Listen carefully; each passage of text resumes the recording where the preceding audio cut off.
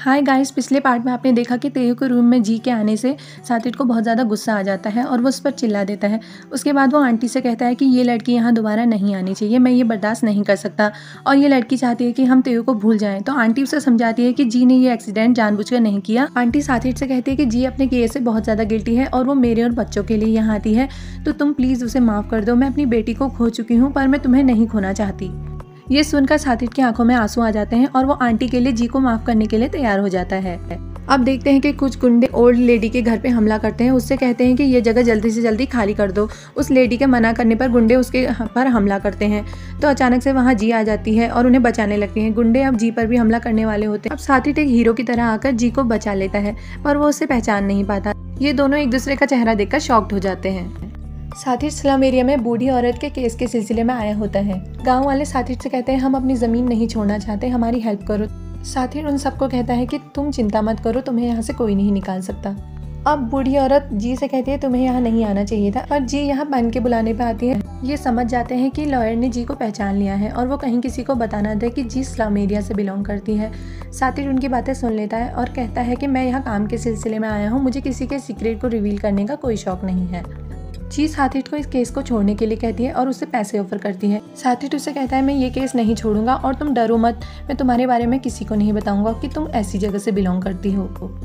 अब सेट पर चयान एक लड़की के साथ काम में बिजी होता है तो उसकी वाइफ पियक भी उन्हें फॉलो करती रहती है। पहले तो चयान को ये सब अच्छा लगता है पर जब पियक उस लड़की को बाथरूम में जाकर मारने पीटने लग जाती है तो चयान को बहुत गुस्सा आता है। वो पियक से कहता है कि तुम्हें मुझ पर भरोसा ही नहीं है। पियक को ये बात कहाँ समझ आने वाली थी, वो तो खुद की गलती मानती ही नहीं है। पियक ये सारी बातें कॉल पर साथित को बताती है। इस दौरान पियक का एक्सीडेंट हो जाता है और साथित घबरा जाता है और चयान को कॉल करता है। चयान भी घबराहट में पियक की तरफ जाने लगता है।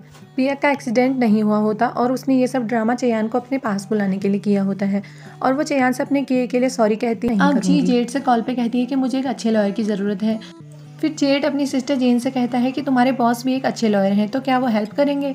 अब ऑफिस में जेन साथित से अपने भाई के केस के बारे में बात करती है। साथित उसे उस क्लाइंट के साथ मीटिंग फिक्स करने को कहता है। साथित उस जगह पहुंच जाता है पर वहां जाके उसे पता चलता है कि वो फ्रेंड और कोई नहीं जीरावाद है। इसे बदला लेने का एक और मौका मिल गया। साथित जेड को कॉल करके कहता है कि मुझे अभी अर्जेंट काम है, मैं तुम्हारी फ्रेंड से बाद में मिल लूंगा। अब साथित जी को मिलने के लिए बुलाता है। वो जानबूझकर जी को गलत टाइम पर आने को कहता है। जी उसे टाइम चेंज करने को कहती है पर वो नहीं मानता।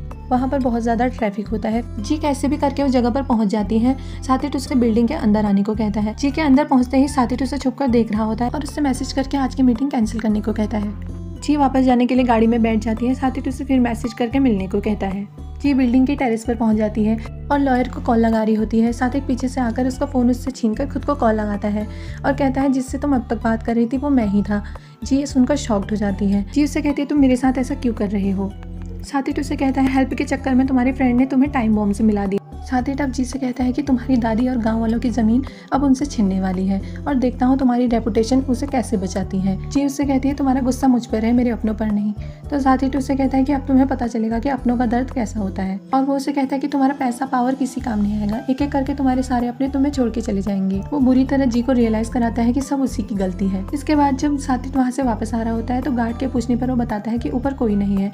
बाहर से दरवाजा लॉक होने की वजह से जी वहीं फंस जाती है। जी दरवाजा खोलने की कोशिश करती है पर दरवाजा बाहर से लॉक होता है और उसे याद आता है कि उसका फ़ोन साथित के पास है। जी बुरी तरह फंस गई होती है और साथित की बातों को याद करके रोने लगती है। अब गार्ड आकर जी को उसका फ़ोन देता है और कहता है ये दरवाजे के पास पड़ा था और मैं किसी के कहने पर यहाँ आया हूँ। साथित गार्ड से कॉल पर जी की हालत के बारे में पूछता है। गार्ड बताता है कि उस लड़की की हालत बहुत बुरी थी। साथित ये सुनकर बहुत ज़्यादा खुश होता है। दूसरे दिन साथित ज़मीन के मालिक से गाँव वालों के लिए घर बनाने को कहता है और कहता है तुम अब इन्हें परेशान नहीं करोगे, ये कुछ टाइम बाद ये जगह खुद छोड़ देंगे। तो गाँव वाले बहुत ज़्यादा खुश होते हैं कि साथित ने उनकी हेल्प करी। सब लोग तो खुश होते हैं पर जी बहुत ज़्यादा रोती है क्योंकि वो अपनी दादी और भाई से अलग नहीं होना चाहती और वो उनसे कहती है कि मेरा इस दुनिया में आपके अलावा कोई नहीं है। साथित उनकी बात छुपकर सुन रहा होता है। अब साथित जी से कहता है कि अब तुम्हें समझ आ ही गया होगा कि अपनों से अलग होने का दर्द कैसा होता है। साथित जी से कहता है मैं तुम्हारा बैकग्राउंड अच्छी तरह जानता हूँ, तुम एक गंदी नाली से आई हो। तो जी गुस्से में उसे थप्पड़ मार देती है।